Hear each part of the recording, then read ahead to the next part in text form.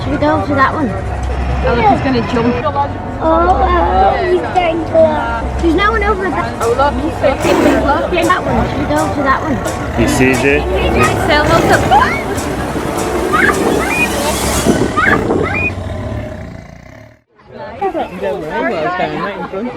Don't mind us feeding them, please.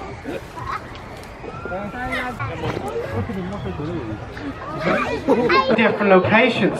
So, and when the juveniles, just like Apollo is right now, he's got lighter of color. So when this guy was in his first year, he was very, very light brown. I do have to ask you one more question, guys. Kind of should have asked it before it started. Is there anyone afraid of birds? Yeah.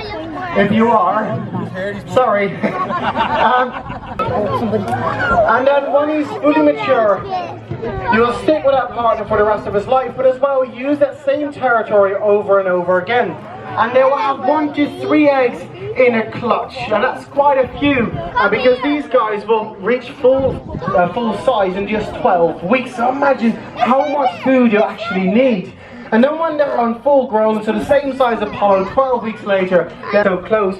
This guy's bred in captivity, and therefore most people cause no threat for him. Now it's kind of a sad story, because the reason he's in captivity, his mom actually was hit by one of those wind turbines, and she lost the use of her wing. Now there wasn't, and now we have Apollo, who is the only one flying up in Ireland and the UK, and maybe in the future we're going to be able to find a mate for her or for him and have little baby Imperial Eagles, because they're very important to have around. Because so far there are only 3 breeding couples in captivity that successfully breed, and that's 2 in France. And just move around a little bit. He's probably beautiful flying behind the arena there. No idea where he is, but you've seen him anyway. You can tell quite a bit about what they do, and just by looking at their shape. Where is he? So you've seen Apollo. He's gone home. Ginormous wings. Those wings are great for catching birdie. birds. His hot pockets of air going up, and these use. His eyesight is about 8 times better than ours.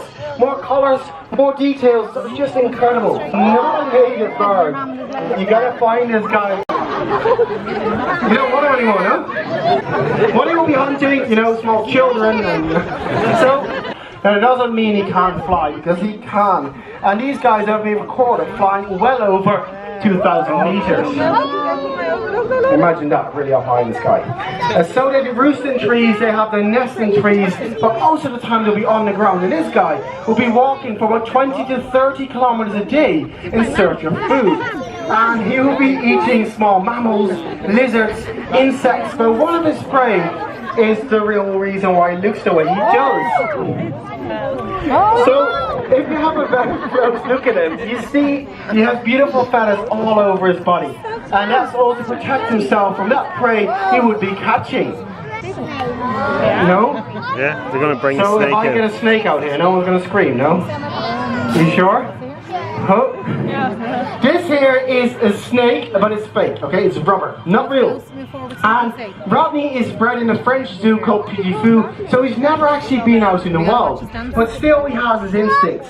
He's going to try and kill that snake with the use of his feet. You going to show us? No, don't laugh, okay? Because it's kind of a sensitive subject. And he's going to try and kick that snake on the top of his head, making sure that snake is dead. That snake is not just going to lay around there, it's going to try and escape. And when it's slithering through the grass, Rodney's going to then go after it, try and kill it. No flying, that's shooting. And then when he finally has it, he's going to keep kicking and really making sure that snake is dead. And when that snake is dead, he's going to swallow the whole thing. It's not moving anymore. It's dead. Alright then. You done? One more. You sure? You double check there, will you? See, it's good to dance for shoes over here. There you go. Give that clap here. Very good. So, Rodney, only being 1 year old, he's going to go through. And oh, very good. Now this guy again is going to hunt very, very different than the sexy bird or Apollo. Exactly what this guy is doing. But eagles do it as well. But this guy is related to storks. He's perfectly fine doing this during the day. Because he has a few different sensors to try and find this prey. Now at light, of course, it's going to be very dark, and therefore, Algae does have ginormous eyes. Those big eyes are great for catching light at low light levels, but he's going to find his prey with the use of his ears. So his ears are located on the side of his head, just like ours, but his right ear is slightly higher than the left one. Now this means where the sound is coming from. So the beautiful feet are covered in feathers, all to break turbulence. And with that all together, that makes Audi here a little assassin. And he sneaks up on his prey. His prey will never see it coming. So when this guy actually catches his prey, he has to... But owls do have a massive problem all over the world. And their favourite dinner will be mice and rats. And people, unfortunately, don't really like that. So she is a striated caracara found up on the Falkland Islands. And they're the largest predators out there. Now if you do have any food or drinks, please put them away, because this girl, as you can see, will find everything. And as they're dying, this meat, twisted chips is not going to do very well for them.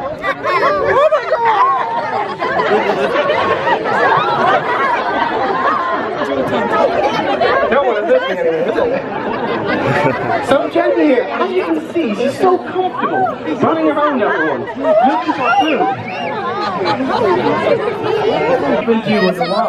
So when they're out there in the Falkland Islands, she was just on the other side of the wall earlier on, wasn't she? For bald eagle, and he again flies very different. So I have a little bit of food in my hand that I'm going to chuck up in the water here, and Blue is then going to snatch that from right underneath the water surface. Don't swim. There we go. So Blue now is going to look for a nice high point, go to the bathroom and have his dinner. So duck. And there we go. So not only this guy can see so much better than we do, he also has binocular vision. That means he can see right through the water surface and spot that fish that's swimming underneath. Then he has to swoop down, catch that fish with his talons. Now obviously fish can be quite slippery. Here he comes. And he has little hooks underneath his feet that will help him to hold on to that slippery fish. And then he again, just like what he did here, flies up somewhere nice and high, has his dinner and eats that whole thing. Now this guy will be able to eat about 2 fish of 30 centimeters a day, but that means he's not going to do anything for the next couple of days. Because they don't need to eat like we do have here. Because if they would be the same size, they would hunt for the same prey. Now they're different sizes, they can catch different prey, therefore they make up a better team and have a better, or they don't need as large territory. And when they come back, they use that exact same territory, same nest site over again. Now their nest is ginormous. It'll be up to 2.5 meters wide and weigh up to 1.5 tons. That's like a small car in a tree. Now not all trees are able to hold on to the weight, obviously. He's just going to sit somewhere in the sun if it comes back and be quite happy. So unfortunately guys, Baloo here is going to be our last bird.